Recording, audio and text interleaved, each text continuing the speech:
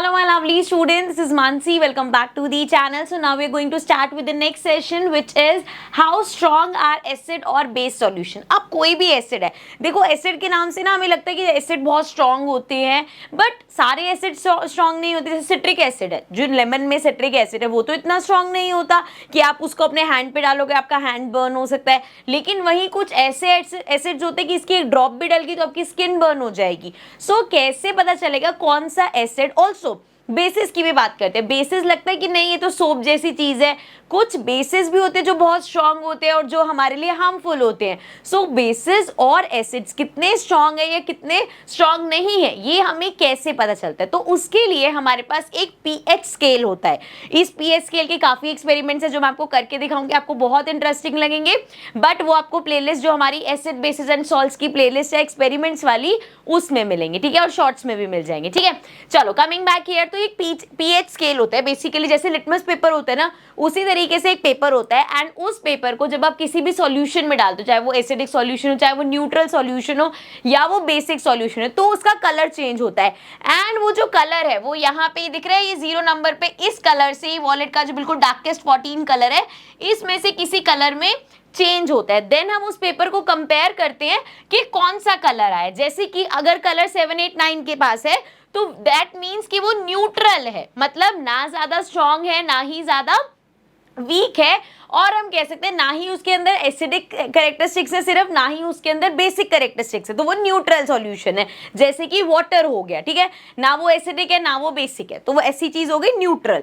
And then कोई चीज अगर रेड आ रही है तो दैट मीन्स कि वो बहुत ज्यादा स्ट्रॉन्ग एसिड, जैसे HCl हमारा बहुत स्ट्रॉन्ग एसिड होता है, तो उस तरीके से अगर हम HCl में डिप करेंगे तो वो रेड कलर का हो जाएगा, विच इंडिकेट्स कि वो एक स्ट्रॉन्ग एसिड है. इसी तरीके से यहाँ पे किसी कलर में जा रहा है तो वो हमारा बताएगा कि ये बेसिक सॉल्यूशन है, मतलब बेसिक है नेचर में, एंड वो कितना स्ट्रॉन्ग है कितना वीक है वो कलर से ही हम जज कर पाएंगे, ठीक है. ये तो मैंने ऐसे समझा दिया आपको, पढ़ लेते हैं. स्ट्रेंथ ऑफ एन एसिड और base can be determined using a pH scale. ये जिस जो मैंने अभी आपको बताया, it is a scale to measure the hydrogen ion consideration in a solution. अब ये करता क्या है? अभी तो मैंने ये बता दिया कि कैसे बताएगा, बट एक्चुअल में करता क्या है ये, यहाँ पे ये जो है ये हाइड्रोजन आयन का कंसेंट्रेशन, जिस सॉल्यूशन में आप इसको ड्रिप कर रहे हो उसमें हाइड्रोजन आयन का कितना कंसेंट्रेशन है वो जज करता है. So the P stands here. So इसका जो ये पीएच स्केल है, P का मतलब होता है potence, it is a German word जिसका मतलब है पावर, ठीक है.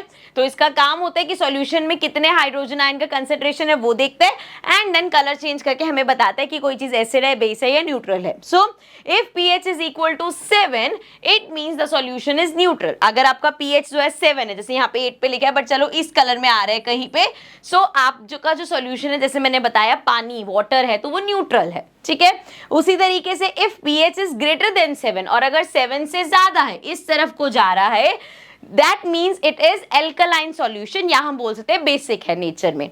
then if pH is less than 7 means the solution is acidic, और अगर 7 से छोटा है, 7 से कम नंबर इन कलर्स में कुछ आ रहा है तो मतलब वो एसिडिक सॉल्यूशन है, ठीक है. सो नेक्स्ट है हमारे पास इंपॉर्टेंस ऑफ पीएच. ये तो हमने चलो एसिड बेसिस एक तो देख लिया, अब इसके अलावा भी पीएच काफी चीजों में इंपॉर्टेंट होता है हमारी एवरीडे लाइफ में. कैसे?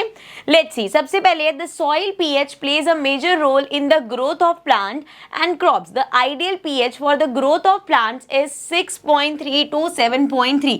सो प्लांट्स की ग्रोथ के लिए ये जो हमारा पीएच दे रखा है ये आइडियल पीएच है, which will be responsible for the good growth of plant. If the pH is acidic, the lime is added to neutralize the acidity and gypsum is added to neutralize the basicity of soil. So यहाँ पे क्या होता है, अब देखो ऐसा नहीं है कि घर में आप प्लांट लगा रहे हो तो आप pH से पहले चेक करते हो उसका सॉइल का, लेकिन जब लार्ज स्केल पे क्रॉप्स वगैरह ग्रो करी जाती है तो यहाँ पे ये pH बहुत ज्यादा इंपॉर्टेंस प्ले करता है, क्योंकि वो जज कर पाते हैं कि अगर pH एसिडिक दिखा रहा है तो हम उसमें लाइम ऐड करेंगे ताकि वो न्यूट्रलाइज हो जाए, या अगर वो बेसिक दिखा रहा है तो उसमें जिप्सम ऐड होगा, ठीक है. तो ये चलो सॉल्यूशन हो गया, ये आपको समझ में आ रहा होगा कि कैसे ये pH हमारा हेल्पफुल है. देन है when the pH value of rain water is below 5.6, so rain water का जब pH है वो 5.6 से नीचे जाता है then it is called acid rain. तब हम बोलते हैं कि acid rain हो रही है.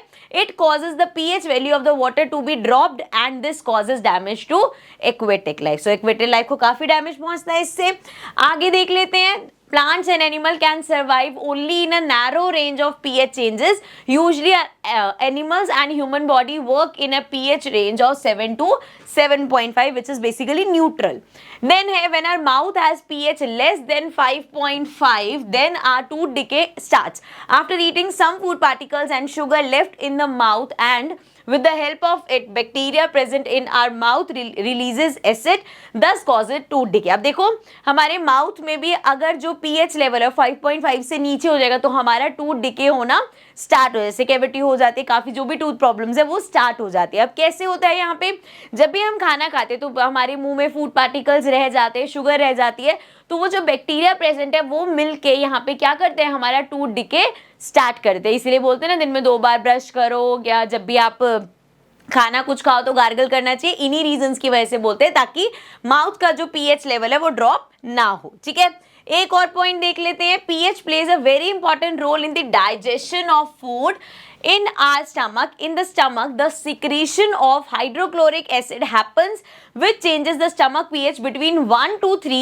and this pH range is responsible for the activation of the pepsin enzyme which will digest the food. अब हम सबको पता है कि हमारे स्टमक में जब डाइजेशन का प्रोसेस होता है तो HCl जो कि एक हार्श, जो कि एक स्ट्रॉन्ग एसिड है, वो रिलीज होता है, तो वो हमारे यहाँ पे क्या करता है, स्टमक का पीएच लेवल 1 से लेके 2-3 के बीच में कर देता है, एंड उसी की वजह से पेप्सिन रिलीज होता है एंड फूड हमारा डाइजेस्ट हो पाता है। ठीक है, सो इस तरीके से आपको समझ में आ गया होगा कि पीएच का हमारी एवरीडे लाइफ में भी काफी सारा रोल है। नेक्स्ट बात करते हैं जी सॉल्ट्स पे। तो हम एसिड्स कवर कर चुके हैं, बेसिस कवर कर चुके हैं, सॉल्ट स्टार्ट करेंगे but in the next session. So I will see you all in the next video. Till then take care and bye bye.